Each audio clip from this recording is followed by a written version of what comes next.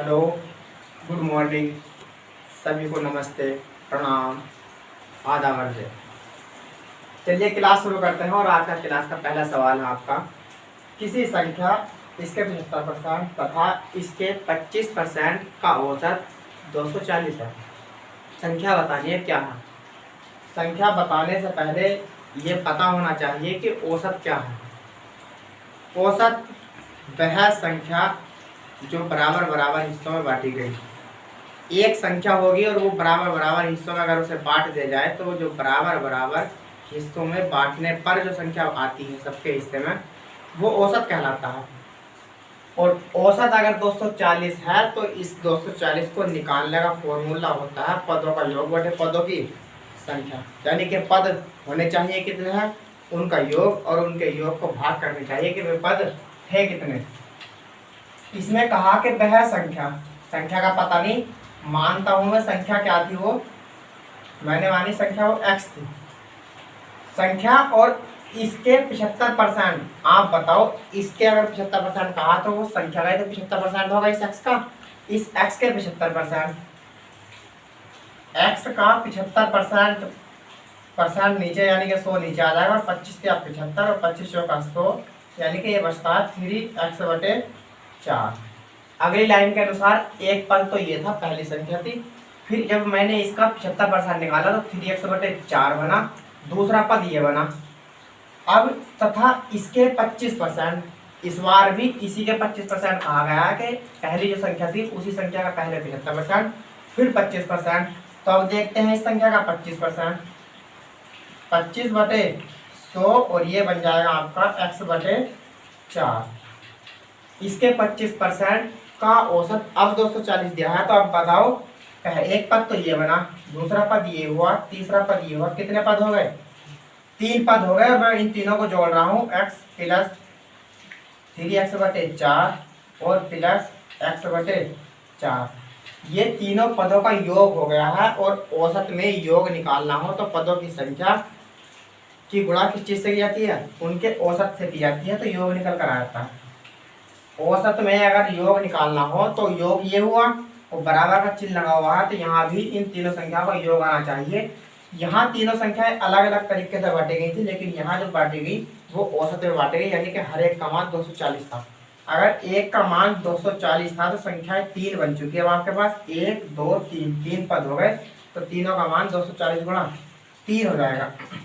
यहाँ से लघुत्तम आपका 4 आ जाएगा, और इसके बटे में 1 है तो 1 से 4 भाग जाएगी, 4 ही रहेगा। तो 4x प्लस के 3x और प्लस के x, और बराबर आपका चल रहा है 240 गुणा 3। यहाँ से आप 4 3 7 और 1 8, यानी 8x बराबर ये वाला 4 भी इसकी गुणा में पहुंच जाएगा। तो ये बचता है आपका 240 गुणा 4 गुणा 3। 8 से हम काटेंगे 240 को 3 बार, x बराबर आपका बचता है 4 या 12 और 12 या 36, यानी कि 360। तो वो जो संख्या थी वो संख्या 360 थी, और यही आपका आंसर है। अगला सवाल है आपका, किसी संख्या का 25%, 650 के 18% से 19 कम है, वह संख्या कितनी है बताना। यानी कि वो जो संख्या है उसका अगर हम 25% निकाल दें तो 25% निकालने पर वो 650 के 18% से 19 कम मिलेगा। तो आप मुझे बताओ, अगर 650 के 18% से 19 कम है तो क्या 19 इसमें ज़्यादा नहीं होगा, ये तो 19 ज़्यादा होगा ना। अगर मैं आपसे ये कहूँ ये 5 था और ये 11 है, और मैं ये कह रहा हूँ कि ये 5 इससे 6 कम है, अगर ये 6 कम है तो ये तो 6 ज़्यादा हुआ या नहीं। अगर मैं ज़्यादा वाले में से 6 निकाल दूँ तो क्या दोनों बराबर बन जाएंगे, बनेंगे नहीं, दोनों बराबर बन जाएंगे। तो इसी तरीके से संख्या पता नहीं क्या थी, संख्या में x मानता हूँ, यानी वो संख्या क्या थी, x थी। अब इस x का 25% निकालेंगे तो 25 का ना 25 और 25 का 100, यानी कि x/4।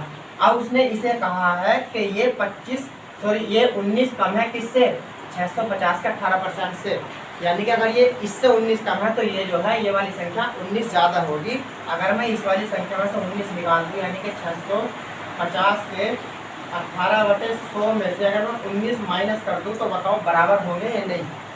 क्योंकि इसे कहा था 19 कम है, ये वाली संख्या 19 कम है, लेकिन ये वाली तो ज़्यादा होगी, तो ज़्यादा में से 19 निकालना हो तो संख्या हमारे पास दोनों बराबर हो जाएगी। अगर यहाँ से 19 नहीं निकाल रहे हो तो इसमें 19 जोड़ दो, क्योंकि 19 कम है तो 19 अगर मैं डाल दूँ इसमें बराबर हो जाएंगे, फिर ये भी बराबर। एक काम कर लो, या तो 19 इसमें जोड़ दो या फिर 19 इसमें से घटा दो। 0 से 0 कट जाएगा और 2 से नहीं कटेगा, 5 से काट लो से 3 13 बार, और 5 से कट जाएगा ये 2 बार, और 2 से कटेगा ये 9 बार। यहाँ बचता है आपका x/4 बराबर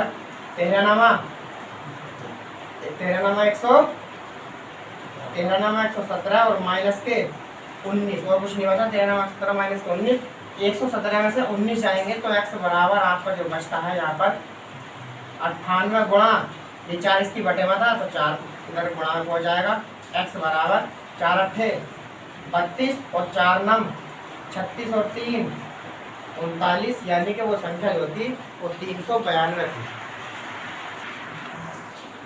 अगला सवाल है आपका 395 रुपये को ABC में इस प्रकार निरूपित किया गया है कि B को A से 25% अधिक तथा C से 20% अधिक मिलते हैं, तो आपको एक भाग बताना।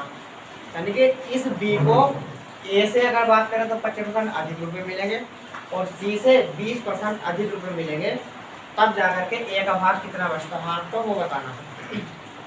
चलो देखते हैं A का भाग कितना बनता है पहली लाइन में। और सवाल करने से पहले ये ध्यान रखना, इस परसेंटेज में जब भी आपको अधिक या कम कहा जाए तो या तो आप 100 में जोड़कर लिखो अधिक कहा जाए, और कम कहा जाए तो 100 में से हटाकर करना है। अगर B को A से 25% अधिक कहा गया तो इसका मतलब A को अगर 100 मिले होंगे तो B को 25% अधिक, तो 100 में 25% जोड़कर सीधे सीधे करना है। A को अगर आप 100 रुपये दोगे और B को इससे 25% अधिक है तो B को या तो आपका तरीका ये है कि 25% अधिक, तो मतलब इससे निकल कर आएगा कितना अधिक है, तो 25 अधिक है, तो 25 अधिक का मतलब A को 100 थे और B को 25 अधिक मिले हैं, तो B को कितने मिलेंगे, B को 125 मिलेंगे। आप ये चीज़ ना करके सीधे सीधे अगर A को 100 थे और B को 25% अधिक मिल रहे हो तो डायरेक्ट 100 में जोड़कर 25 लिख देना और निकाल देना, तो वो संख्या निकल कर आ जाएगी जितने B को मिल रहे हैं। 100 से 100 कट जाएगा और B को कितने मिले, B को 125 मिले। लेकिन अब उसने कहा कि C से 20% और C से 20% अधिक मिले, तो C को भी अगर तुम 100 रुपये मानते हो तो C से 20% अधिक, तो 20 ना करके आप सीधे सीधे 100 में जोड़ करके 20 को लिख दे 120, और C पे मिलेंगे आप उसको 120 रुपये। C की तुलना में 120 मिलेंगे और A की तुलना में 125। जब अधिक या कम को कहा जाए तब आपको सीधे सीधे 100 में जोड़कर लिखना है। अगर आप जितना परसेंट दिया गया सिर्फ वही लिखोगे तो आपको मान निकल कर आएगा कि कितना अधिक है या कितना कम है, और जोड़कर या घटाकर लिखोगे 100 में से तो पूरा मान निकल कर आएगा कि B के पास या किसी भी के पास कितने बनते हैं, कितने मिलते हैं या नहीं। देखते हैं उसने B को मिलते हैं, ये B को मिले पहली वाली शर्त के अनुसार A से 25% अधिक, A से और 25% की फ्रैक्शन कितनी होगी 1/4। 25% का फ्रैक्शन का मतलब 1/4। हम मानते हैं कि A को अगर 4 रुपये जिससे भी अधिक मिलते हो उसका मान नीचे का मान लेना। ये चीज़ नहीं करनी, प्रैक्टिस कर लोगे तो ये चीज़ लिखनी नहीं पड़ेगी। जिससे भी अधिक या कम कहा जाए उसका मान नीचे वाला होता है, और अधिक कहा गया तो नीचे वाले मान में ऊपर का मान जो रखा होगा वो जोड़ करके जिसका मान बताया गया उसका मान निकल कर आता है। अगर A को 4 मिले होंगे तो B को जो है सवाल में 25% अधिक है, लेकिन यहाँ 1 अधिक मिला तो B को कितने मिले होंगे, B को मिले होंगे 5, क्योंकि A का 4 है कि A का 4 ही क्यों आता है, क्योंकि यहाँ जब इसे करोगे तो B A इसकी गुणा में था तो इसके बटे में आ जाएगा और बराबर कितना बचेगा 1/4। A को अगर 4 मिले, B को उसने कहा कि अधिक मिल रहे हैं तो B को 1 अधिक मिलेगा, तो B को कितने मिलेंगे, B को 5 मिलेंगे। तो B और A का अनुपात बनता है आपका 5/4। A का मान 4 था और B का मान 5, ये बना A और B का अनुपात जब A और B में पैसे बांटे गए। अगली कंडीशन में कहा गया है कि C से 20% अधिक मिले, B को ही मिले हैं इस बार भी, तो पहली कंडीशन तो ये बनी, और दूसरी शर्त में B को जो है C से 20% और C से 20% का मतलब 1/5। अब यहाँ C को अगर 5 मिले होंगे तो B को इससे 1 रुपया अधिक मिला होगा तो कितने मिले होंगे 6 रुपये, तो यानी कि बी और सी का बटे में अनुपात मिलता है 5 में एक जोड़ कर लिखोगे आप 6/5, यानी कि बी को अब 6 रुपये मिले हैं और सी को 5 रुपये। यहाँ भी बी को 5 रुपये, ए को 4 रुपये, लेकिन बी को 2 बार मिल चुके, लेकिन 2 बार थोड़ी मिल रहा है, मिलना तो एक बार है। अब अगर मैं इनका अनुपात निकालना चाहूँ तो ए और बटे की संख्या रखी हुई अनुपात में बन सकती है, बटे की रखी हुई हो या अनुपात में मिले तो वे संख्या अनुपात में है बटे में लिख सकते हो, और बटे में है तो अनुपात में लिख सकते हो। ए और बी को मैं बी और ए लिखा हुआ, लेकिन इसको मैं ए अनुपात बी लिख रहा हूँ, तो ए के स्थान पर ए का मान और बी के स्थान पर बी का मान आ जाएगा। तो बराबर ए का मान कितना है 4 और बी का मान कितना है अनुपात में 5। अगली लाइन में बी और सी है, तो बी के नीचे बी लिखना है, सी के नीचे सी के अलावा अलग है तो सी ऐसे लिखना है। जहाँ बी का मान है वहाँ बी लिखना है, तो बी के नीचे यहाँ पर बी लिखो और अनुपात में सी और बराबर। जैसे यहाँ अनुपात बनाया वैसी संख्या वहाँ लिखनी है। यहाँ पर बी का मान कितना है और यहाँ पर कितना है 5, तो इसके नीचे ही लिखना और अनुपात 5 सी का मान, ए बी और बी और सी। अब जब हम इन दोनों का अनुपात करते हैं तो ये बनेगा ए अनुपात, बी में से सिर्फ ए को ही लेना है, बी अनुपात और सी अनुपात। अब इन दोनों के जब सबके हम गुणा करते हैं कैलकुलेशन, ये तो अनुपात बना ए बी सी का, लेकिन जब इसकी गुणा करेंगे तो पहले इसमें यानी कि यहाँ से और यहाँ से एन टाइप में जाता है, सॉरी पहले आप इसकी गुणा करोगे, फिर इन दोनों की गुणा करोगे और फिर इसकी गुणा करोगे, तो ये बनेगा आपका एन टाइप का। यहाँ आएंगे पहले हम, यहाँ गए, फिर यहाँ गए और फिर यहाँ गए, ये एन टाइप का बनता है। पहले 6 की गुणा इसमें करेंगे तो 6 चौक 24, फिर 6 की गुणा इस 5 में करेंगे 6 पंजे 30, और इस 5 की गुणा इस 5 में होगी तो 5 पंजे 25, यानी कि ए को 24 रुपये मिले, बी को 30 रुपये मिले और डी सी को 25 रुपये मिले। ये इनके अनुपात में पैसे बैठे हैं, लेकिन उसने बताना है कि ए का भाग कितना है। तो ए को 24 रुपये मिलेंगे, लेकिन ये रुपये मिलेंगे कितने में से, इन सब में से तो मिलेंगे, जितने में से मिलते हैं वो संख्या नीचे और जिसको मिलते हैं वो संख्या ऊपर रखते हैं। तो 20 और 30 50 और 20 70 और 4 कितने हो जाएंगे 79, और हमारे हिसाब से कुल रुपये 79 थे, लेकिन सवाल में कितने हैं, सवाल में है 395। 5 से काट के देख लो, 5 में 45 का 5 हासिल लगे 4, 5 7 35 4 39, यानी कि 5 बार कट जाएगा, 24 पंजे 120। तो ए को जो मिले, ए को 120 रुपये मिलेंगे और ये आपका आंसर है। चलो इस सवाल को हमने कुछ तो जो जैसा तरीका करने का था वो करा। अब थोड़ा वो टाइम देखते हैं कैसे बचाना है, और वो टाइम बचाने के लिए आपको प्रैक्टिस इतनी करनी चाहिए कि वो टाइम बचा सको। लड़के एक ए था, एक बी था और एक सी था, और इस वाले तरीके में कैलकुलेशन सिर्फ माइंड में होनी है, यहाँ आपको सिर्फ लिखना है थोड़ा सा। पहली कंडीशन के अनुसार बी को कहा गया है कि ए से 25% अधिक है। 25% अधिक का मतलब आप 25% की फ्रैक्शन बनाओगे तो 1/4 बनती है, और मैंने कहा कि जिसके साथ से लग जाए उसका मान नीचे वाला होगा और ऊपर वाला मान उससे अगर अधिक कहा गया तो अधिक बढ़ा देना और कम कहा गया तो कम कर देना। तो 25% अधिक का मतलब 1/4 इसकी फ्रैक्शन बनती है, यानी कि अगर बी ए का मान 4 हुआ तो बी का मान 1 अधिक है, तो बी का मान कितना होगा, बी का मान 5 होगा और ए का मान 4 होगा। ये पहली लाइन के अनुसार है। अब उसने कहा कि बी को ही सी से 20% अधिक, 20% की फ्रैक्शन बनेगी आपकी 1/5, जिसके साथ से लगा हुआ है उसका मान नीचे वाला होता है। अगर कम कहा गया है तो ऊपर वाला मान जो घटा दो, और ज़्यादा कहा अधिक को कहा गया है तो ऊपर वाला मान उसमें जोड़ दो। अगर सी का मान 5 है तो ए का मान बी का मान 1 अधिक है, तो बी का मान कितना हुआ, बी का मान 6 हुआ। सी का 5 है तो 1 अधिक है बी का मान, तो बी का 6 हुआ। 6 मान वो बी के नीचे ही लिखना है, यहाँ 5 था यहाँ 6 आ जाएगा, और सी का मान कितना है, सी का मान 5।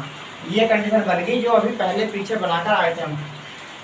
तरीके इसके अनुपात बनाने के 2 हैं, या तो आप जहाँ खाली जगह पड़ी है ये एक अनुपात ये बना, ये बन गया। जहाँ ये खाली जगह पड़ी है इसके खाली स्थान पर आप ये वाली संख्या उठाकर यहाँ लिख सकते हैं, इस वाले खाली स्थान पर ये 5 उठाकर आप यहाँ लिख सकते हैं। तरीका ये अनुपात बनाने का। या फिर ये भी आप नहीं कर पा रहे तो सीधे सीधे इसकी गुणा कर दो, इन दोनों की जो अभी n बनाया था उस तरीके में। n ना बना रहे तो 6 यहाँ लिख लो, 5 यहाँ लिख लो। अब इनकी आपस में गुणा कर दो नीचे ऊपर, 6 की गुणा 4 होगी तो 24, अनुपात 6 पंजे 30, अनुपात 25, 24, 30, 25, ये ए बी सी का अनुपात बन गए हैं। ए को मिलेंगे 24 रुपये और कितने रुपए में से 79 रुपये में से टोटल रुपए कितने हैं, टोटल है 395, 79 से कटेगा 5 बार और 24 की और 5 गुणा 330, ये आपका 120 आंसर आ जाएगा। अगला सवाल है आपका, दो संख्याएं एक तीसरी संख्या से क्रमशः 30% तथा 37% कम है, तो दूसरी संख्या पहली संख्या से कितने परसेंट कम है ये बताना है। और मैंने बताया जब कम की और अधिक की बात की जाए तो सीधे सीधे 100 में जोड़ना और घटाना है। 3 संख्याएं, एक ए हुई, एक बी और एक सी। इसमें तीसरी संख्या से 2 संख्याएं हैं, वो दोनों ये नहीं, और तीसरी संख्या से कम है, तो तीसरी संख्या अगर मैं 100 मानता हूँ, 100 मान लो, तीसरी संख्या कुछ नहीं मान सकता, 100 मानता हूँ, तो जो 2 संख्याएं बची है ए और बी, इनमें से पहली संख्या 30% कम है और दूसरी संख्या 37%। अगर 100 से 30% कम हो, एक 100 ही ऐसी संख्या है जिसमें जितना परसेंट कम होगा वो संख्या उतनी ही कम होती है। अगर 30% कम है तो 30 ही कम है, तो इसका मतलब वो है कितनी, 100 से अगर 30 कम है तो क्या वो 70 होगी। 100 से 30% कम, बस 100 ही संख्या एक ऐसी बनती है जिसमें परसेंट अगर जितनी कम मिलेगी तो वो संख्या में भी उतनी ही कम मिलती है। तो अगर 30% कम हो तो वो 30 ही कम होगी, तो 30 कम है तो इसका मतलब वो संख्या 70 होगी। दूसरी संख्या 37% कम है, यानी कि 100 से 37 कम है, तो वो संख्या क्या होगी, वो संख्या 67 होगी। पहली संख्या 70, दूसरी 67 और तीसरी संख्या 100, क्या सॉरी दूसरी संख्या 63 होगी। अब उसने कहा कि दूसरी संख्या पहली संख्या से कितने परसेंट कम है, तो दूसरी संख्या तो ये है और ये इससे कितना कम है, 7 कम है, और जिससे कम होती है वो मान रखे हैं नीचे, 70 से कम है तो 70 नीचे आ जाएगा, गुणा 100, क्योंकि परसेंटेज बनाना है, परसेंटेज के लिए ये वाला 100 ये वाला 100 नहीं है, ये परसेंटेज के लिए 100 है जिसे प्रतिशत बनाना होता है। तो 0 से ये 0 कट जाएगी, 7 से 7 आपका बचता है 10, यानी कि दूसरी संख्या पहली संख्या से 10% कम थी। अगला सवाल है, 605 टॉफियां कुछ बच्चों में बराबर बराबर इस प्रकार बांटी गई है कि प्रत्येक बच्चे को मिलने वाली टॉफियों की संख्या बच्चों की संख्या का 20% है। तो प्रत्येक बच्चे को टॉफी कितनी मिली है ये बताना है। सवाल में ना तो कुछ बच्चे, कितने बच्चों में टॉफी बांटी गई ये पता है, और कितनी कितनी टॉफियां बांटी गई ये पता नहीं है।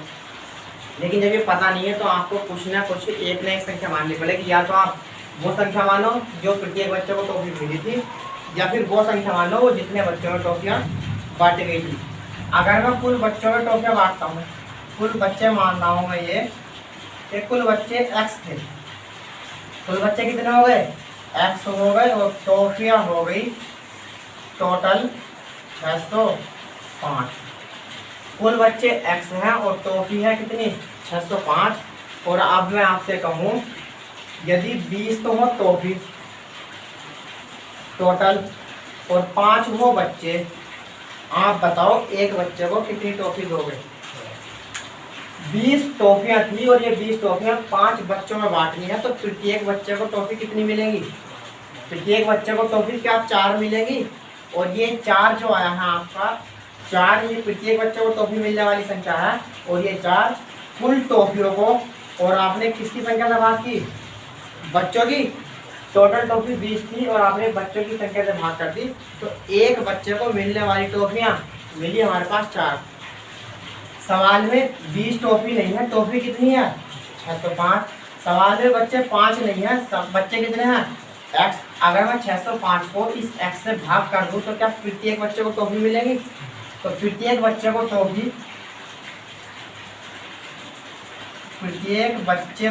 टॉफी कितनी मिलेगी।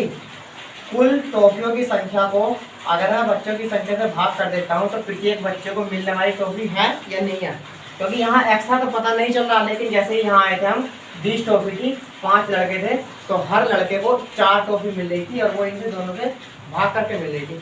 यहाँ पर 20 के स्थान पर 605 लिखा है, इस 5 के स्थान पर x बच्चे थे, तो प्रत्येक बच्चे को टॉफी बस इतनी ही मिलेगी जब तक यहाँ x का मान नहीं निकाल लोगे। अब उसने कहा कि प्रत्येक बच्चे को मिलने वाली टॉफी की संख्या, क्या ये 605 और x प्रत्येक बच्चे को मिलने वाली टॉफी है, और ये क्या है, ये बच्चों की संख्या का 20% है। बच्चों की संख्या कितनी है, बच्चों की संख्या x और का के स्थान पर गुणा कितने परसेंट, 20%। ये बन जाएगा। अब इसकी कैलकुलेशन करो आप, 20 से कट जाएगा 100 5 बार, ठीक। x और x इधर दोनों आपस में गुणा हो जाएगी तो ये बन जाएगा x स्क्वायर, और बराबर जब इस 5 की गुणा इस 605 में होगी तो 5 पंजे 25 और 5 छंग 30, x स्क्वायर बराबर 30 25 आ चुका है। लेकिन यहाँ वर्ग है और ये वाला जब स्क्वायर हटेगा तो इधर रोड में जाएगा, और रोड का मतलब 600 वो 3025 किसका वर्ग है, 3025 क्या 56 का वर्ग है, सॉरी 55 का, 3025 55 का वर्ग है, क्योंकि 55 का जब हम वर्ग करेंगे तो 5 का वर्ग 25 और 5 से अगली संख्या 6 होती है, उसकी गुणा कर देंगे तो 30 बन जाएगा, यानी कि ये वर्ग 55 का वर्ग है। और आप नहीं निकालना चाह रहे हो तो ये वाला स्क्वायर रहता है तो ये इधर जाएगा रोड में 30 25, क्योंकि इधर इसका मान 2 है, और जब बराबर में जाएगा तो 1/2 बदलेगा, और 1/2 का मतलब रोड में आना। अब 30 25 का वर्गमूल क्या होगा, अब आप 30 25 का वर्गमूल निकाल सकते हैं, x बराबर 55। और ये बताओ हमने x क्या मानना था, हमने x बच्चों की संख्या मान ली थी, तो बच्चे थे 55, टॉफी थी 605, तो प्रत्येक बच्चे को मिलने वाली टॉफी यही तो है, प्रत्येक बच्चे को मिलने वाली टॉफी ये है। तो 605 को आप 55 से भाग कर दोगे तो आपका आंसर आ जाएगा। 55 से कटेगा कितनी बार, ये 11 बार, 11 पंजे 55 का 5 हासिल लगे 5, और 11 पंजे 55 और 5 60, यानी कि 11 बार कर जाएगा, तो आपका आंसर 11 आ जाएगा। यानी हर लड़के को 11 टॉफी दी गई थी, और ये आपका आंसर है। आपका आंसर 11 आ चुका है, और ये था आपका बेस। अब सवाल पेपर में अगर आता है तो वहां कैसे करना है वो देखते हैं। परसेंट उठाओ, क्योंकि परसेंटेज चल रही है और परसेंटेज में इसका बड़ा महत्व है, कोई सी भी परसेंट हो। तो हम 20% की उठा रहे हैं, 20%, और 20% की फ्रैक्शन क्या बनती है, 1/5। 20% की फ्रैक्शन बनेगी 1/5, और 1/5 कैसे आया, आप इस परसेंट को हटा करके नीचे ले जाओगे तो 100 में जाएगा, और 20 से 100 कटेगा 5 बार, ऊपर बचता 1 और नीचे 5, 1 और 5 ये फ्रैक्शन बन चुकी है। अब सारा खेल इन दोनों संख्याओं का है कि हम ये दोनों संख्याएं मान लें, तो मान लें क्या, मैं इस 1 को x लिख सकता हूँ और इस 5 को 5x, क्योंकि अब आपके ध्यान रहेगा कि x ये है और x ये है, तो जहाँ भी x का मान मिलेगा वहाँ रख देंगे हम, तो आपका आंसर आ जाएगा। अगर 1 रखोगे तो 5 की और 1 की अगर मैं जब गुणा करूँगा तो 5 ही आएगा, उसमें आपको ये पता नहीं रहेगा कि स्क्वायर में भी एक संख्या इसके चल रही है, एक इसकी गुणा में भी था, एक इसकी भी गुणा में है, तो 1 का स्क्वायर बनेगा, वो नहीं दिखेगा, तो इसलिए मैं x इसे मान रहा हूँ 5 इसे। अब ये x क्या है और 5 क्या है, ये सुनो। अगर मैं आपसे कहूँ कि आपके पास 10 लड़के हैं और हर लड़के को 5 टॉफी दी गई है, 10 लड़कों में हर लड़के को 5 टॉफी देनी है, तो आप बताओ कितनी टॉफी बांटोगे, कितनी टॉफी बांटोगे आप इन 10 लड़कों में, 50। टोटल लड़के थे 10 और हर लड़के को टॉफी मिली थी 5, तो आपने 50 टॉफियाँ बांटी, और ये 50 लड़कों की संख्या से और एक लड़के को मिलने वाली टॉफी की संख्या से गुणा की, तभी तो 50 आया। इन दोनों की गुणा करके लड़के 10 थे और एक लड़के को 5 टॉफी मिली, तो 10 के 10 को 50 टॉफी मिलेगी। ये जो संख्या है 5x, ये मैं मान रहा हूँ कुल बच्चे, 5x बच्चे हुए, और ये x जो मानता हूँ ये मानता हूँ प्रत्येक को मिलने वाली टॉफी, प्रत्येक बच्चे को मिलने वाली टॉफी। ये लिख रहा हूँ मैं ताकि आपके ध्यान रहे, लेकिन आपको ये लिखना नहीं है।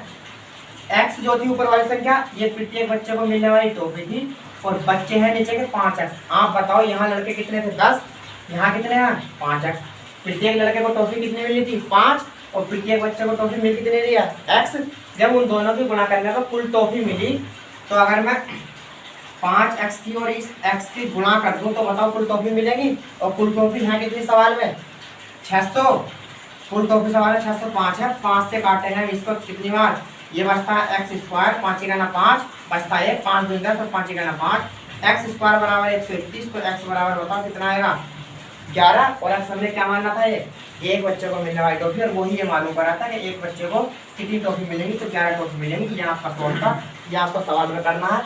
हिंदी मैंने लिखी थी आपको बताने के लिए, सिर्फ आपको x/5 लिखना है और आपका आंसर आ जाएगा 11। अगला सवाल है आपका, ए की आय का 5% बी की आय के 15% के बराबर है तथा बी की आय का 10% सी की आय के 20% के बराबर है, और सी की आय दी हुई है 2000 रुपये। तो आपको तीनों की आय कुल कितनी है ये बताना है। यानी कि सी बराबर पहला किलो आपको दे रखा है 2000 रुपये, सी का मान 2000 रुपये तो है। अब बताओ सी की आय पहले ही हमें 2000 रुपये दे दी गई है, अब हमें जरूरत किस चीज़ की है, एक ए की और एक बी की, इन दोनों की आय और मिल जाए तो सी की में जोड़ देंगे तो तीनों की आय मिल जाएगी। तो अब देखते हैं कैसे कैसे ए की निकालनी है। तो पहली लाइन में ए की आय जो बताइए उसने, ए की आय का, तो इसका मतलब ए की आय अगर मैं ए ही मानता हूँ तो ए का कितना %, 5%। और ये किसके बराबर है, सवाल में बराबर खुद दिया है कि बी की आय के 15% के बराबर, और बी की आय मैं मानता हूँ बी है तो इसके 15% के बराबर। और ये आपको लाइन सिर्फ समझाने के लिए लिखी जा रही है, वरना आपको लाइन लिखनी थी परसेंटेज की। जब बराबर चीज़ दी गई है और बराबर में जो संख्या समांतर कट जाती है, परसेंटेज से परसेंटेज कट जाएगा, और 5 से हम इसे काटेंगे 15 को तो 3 बार, तो आपके पास सिर्फ ए बराबर कितना बच रहा है 3b, ए बराबर 3b बच रहा है। और ये आपकी लाइन पढ़ते हुए आपके माइंड में ये कैलकुलेशन बन जानी चाहिए थी, ए बराबर 3b बचा।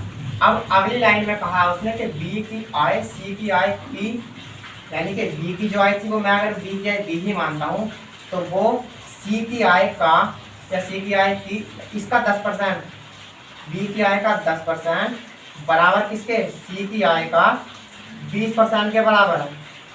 तो परसेंटेज से परसेंटेज कट जाएगा और 0 से 0 कट जाएगा, इधर बचता है सिर्फ 3 और यहाँ बच रहा है 2c तो बचा। अब आप बताओ सी बराबर क्या 2000 नहीं है, सी बराबर 2000 है, तो बी बराबर कितना आ जाएगा, इस सी के स्थान पर मैं 2000 रख दूंगा तो कितना बन जाएगा 2 × 2000 बराबर 4000। बी का मान कितना आया 4000, सी का मान कितना था 2000, बची हमारे पास ए की आय, और ए बराबर कितना है 3b।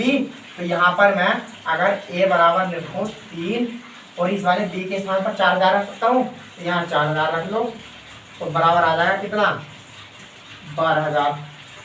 तीनों की कुल आय मालूम की है, 2000 ये रही, 4000 ये रही, 6000 और 12000 ये रही। कुल आय कितनी बन गई, कुल आय हो गई उन तीनों की 2000, 4000 और प्लस 12000 बराबर, यानी कि 18000 रुपये तीनों की आय थी। अगला सवाल है, एक परीक्षार्थी में कुल परीक्षार्थियों के 65% उत्तीर्ण हुए, यदि 420 परीक्षार्थी अनुत्तीर्ण हो रहे तो कुल कितने विद्यार्थी थे या कितने परीक्षार्थी थे ये बताना है। उत्तीर्ण का मतलब पास हो गए और 420 फेल हो गए, तो आपको टोटल कितने थे फेल और पास वाले ये बताने थे।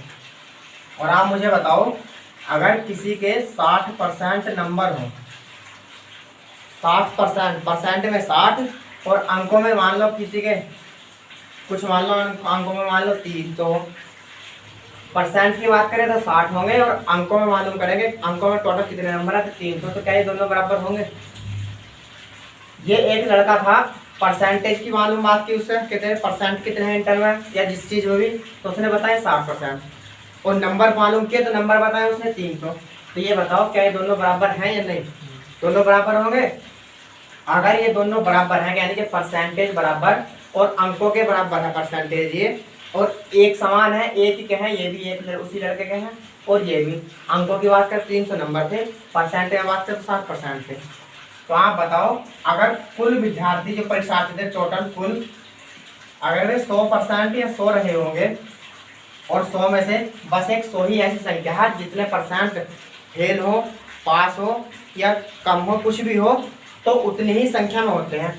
अगर 65% उत्तीर्ण का मतलब पास हो गए 100 में से, तो बताओ फेल कितने परसेंट रह गए, फेल तो बाकी तो फेल हो गए, 65 तो पास हो गए, 35% फेल हो चुके हैं।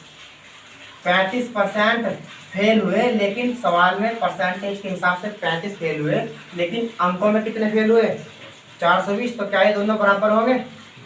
ये भी फेल वाले परसेंटेज है, फेल 35% है और संख्याओं में फेल 420। 35% बराबर 420, 5 से या 7 से काट लो, 7 पंजे 35, 5% बराबर 7 छंग 42, 5% बराबर अगर 60 है। हमें मान की चीज का चाहिए, हमें मान चाहिए 100 का। तो इस 5 में किससे गुणा करो तो 100 बन जाए। तो इस 5 में 20 से गुणा इधर कर दो, और जब 20 से गुणा इधर की गई है तो 20 से ही गुणा इधर करनी पड़ेगी, क्योंकि बराबर का चिन्ह है। गुणा में या भाग में करो, जो भी कुछ करते हो तो बराबर देना चाहिए। 20 से इधर करी, 20 से इधर, अपनी तरफ से जब करते हैं तो मान चेंज नहीं होना चाहिए। मेन वाली संख्या का मेन संख्या 5 थी और 60 थी, ये नहीं बदलनी चाहिए। आप चाहे गुणा करो, भाग करो, जोड़ो, घटाओ, कुछ भी कर लो। 20 से गुणा इधर करी, 20 से अब भी बराबर में कट जाएगा तो 5 और 60 ही बचता है। तो 100% बराबर कितना बचता है 6 दूनी 12, यानी कि 1200 कुल विद्यार्थी थे और ये टोटल विद्यार्थी थे 100%। 1200 टोटल विद्यार्थी थे। अगला सवाल है आपका 720 रुपए की आय का 65% राम के द्वारा खर्च किए जाने पर आपको बताना है कि उसने बचा कितने पैसे लिए। तो आप मुझे बताओ कितने रुपए बचा लिए। अगर मैं आपसे कहूँ कि आपको कुल टोटल 100 रुपये थे आपके पास, कुल 100 रुपये, और इसमें से आप 65% खर्च कर दो, तो कितने रुपए आपने बचा लिए। 100 रुपये थे, 65% खर्च किए, परसेंट की बात की गई है, 65% खर्च किए तो बचा कितने लिए होंगे। बचा आपने 35 रुपये लिए होंगे। और सिर्फ एक 100 ही ऐसी संख्या है जिसमें जितने परसेंट खर्च होते हैं, जितने परसेंट बचते हैं, संख्याओं में भी अंकों में भी उतने ही रुपए खर्च होते हैं, उतने ही रुपए बचते हैं।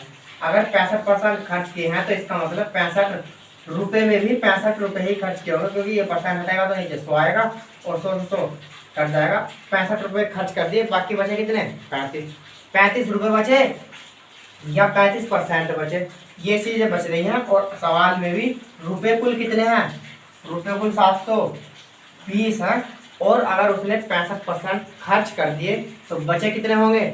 हर एक चीज अपने आप में 100% होती है। 65 खर्च हो गए, 35% उसके बचे होंगे, और वो 35% उसने 720 का बचाया होगा। तो 720 का 35% में करता मतलब नीचे 100 आ जाएगा, और इस 0 से 0 कट जाएगी, और 5 से कट जाएगा 7 बार, और 5 से कट जाएगा 2 बार, 2 से कट जाएगा 36 बार, और 36 की और जब 7 की गुणा होगी तो ये आ जाएगा आपका 252 रुपये। यानी कि उसने 720 रुपये में से 252 रुपये बचा दिए। अगला सवाल है, दो संख्याएं तीसरी संख्या से क्रमशः 20% तथा 50% अधिक है।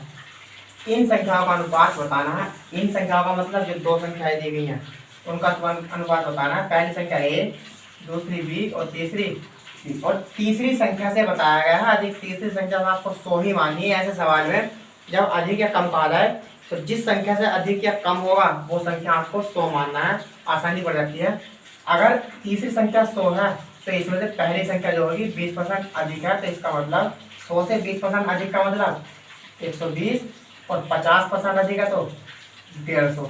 यानी कि एक 120 थी, एक 150 थी, और लास्ट की संख्या थी 100। अब इसमें ए का और बी का अनुपात मालूम क्या, तो ए और बी का अनुपात 0 से 0 कट जाएगा, 4 से नहीं कटेगा, 3 से देख लो, 3 चौक 12 और 3 पंजे 15, 4 अनुपात 5 आ जाएगा आपका आंसर। अगला सवाल है, एक संख्या में 10% की वृद्धि करने पर तथा इसमें 10% की फिर कमी करने पर, तो उस संख्या में कितने प्रतिशत कमी है, कितने प्रतिशत की वृद्धि होगी। यानी संख्या में पहले 10% की वृद्धि की गई है, उसके बाद उसी संख्या में 10% की कमी की गई है, तो टोटल बताना है कि पूरी संख्या में उसमें कितने प्रतिशत कमी होगी या कितने परसेंट वृद्धि होगी। और जब किसी भी संख्या में बराबर की कमी और बराबर की वृद्धि की जाती है तो संख्या में कमी ही होती है।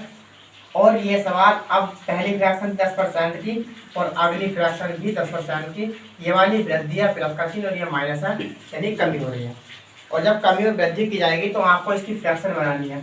10% की फ्रैक्शन बनेगी 1/10, और इसकी फ्रैक्शन भी 1/10 बनेगी। फ्रैक्शन बनाने के बाद जो नीचे की संख्या होगी वो आपको संख्या मूल संख्या माननी है। यानी कि अगर वो संख्या 10 रही होगी, यहाँ वृद्धि हो रही तो 1 की वृद्धि होगी, तो वो कितनी हो गई होगी, वो 11 हो गई होगी। यानी कि 10 से वो संख्या 11 हो गई होगी। 10% की कमी है तो इसका मतलब इसमें भी अब ये भी 10% था, ये भी 10% था, तो इसकी फ्रैक्शन भी 1/10 बनेगी। और 1/10 का मतलब इसमें भी वो संख्या मूल संख्या 10 ही होगी।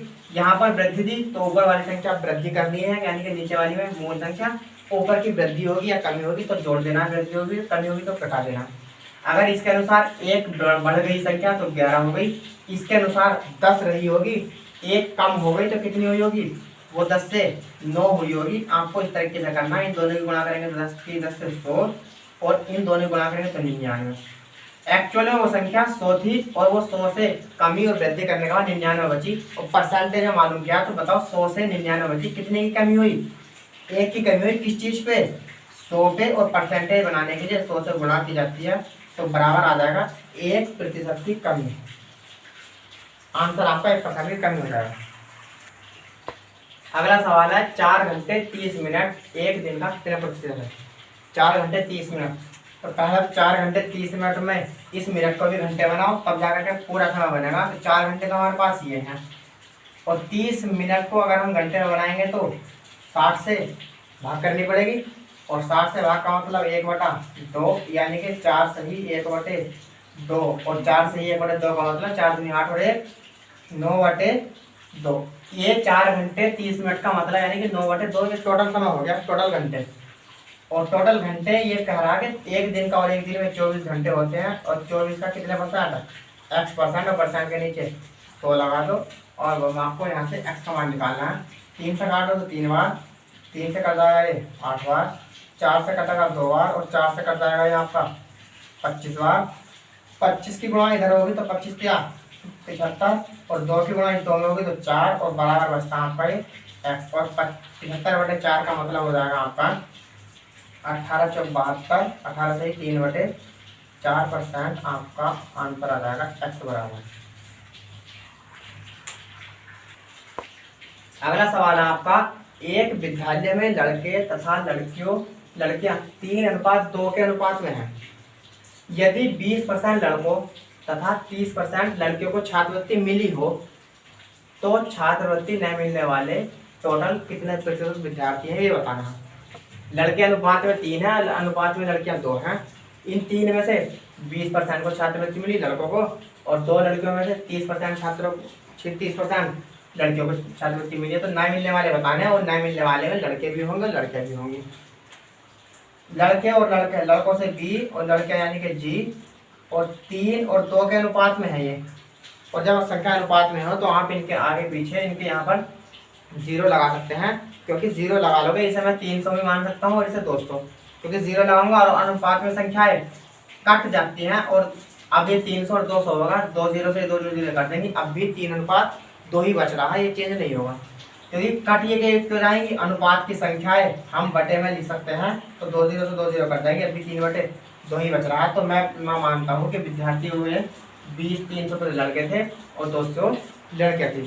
अगर 300 लड़के थे और इनमें से 20% लड़कों को छात्रवृत्ति मिली है और 30% लड़कों को छात्रवृत्ति मिली है, ये बताओ जब हमसे ये मालूम किया गया कि छात्रवृत्ति नहीं मिलने वाले, तो क्या हमें जरूरी कि हमें 20% लड़कों को मिली तो कितने को मिलेगी, ये निकालना जरूरी नहीं है, क्योंकि 20% को तो मिल गई, उन्हें तो छोड़ दो, हमें निकालने हैं नहीं मिलने वाले। तो अगर हमें नहीं मिलने वाले छात्र मिल जाए तो हम परसेंटेज निकाल लेंगे।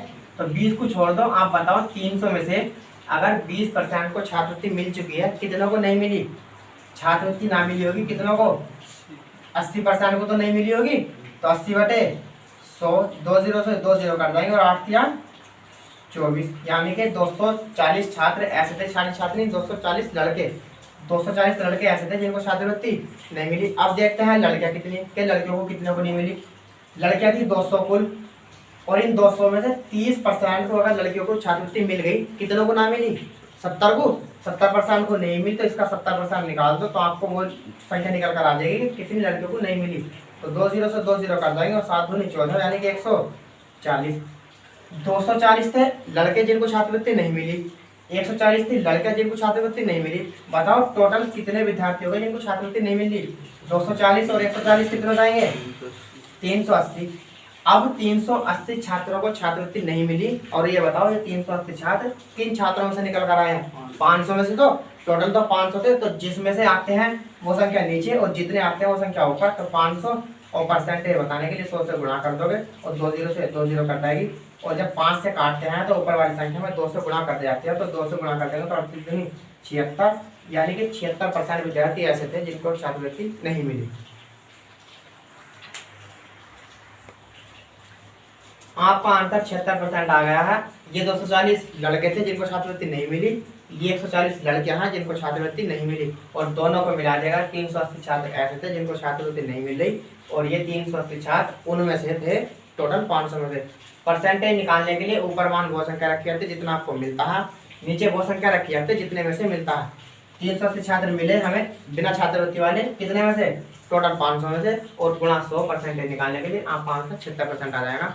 आज के लिए इतने काफ़ी है। कितना समझ में आया कितना नहीं कमेंट्स बॉक्स में बताना, और पढ़ाई अपने तरीके से सिस्टमेटिक तरीके से अपना पढ़ाई करते रहना। जहाँ भी पढ़ो, जिससे भी पढ़ो, मन लगा कर पढ़ना और क्रम से पढ़ना। बाकी बातें कल होंगी। धन्यवाद।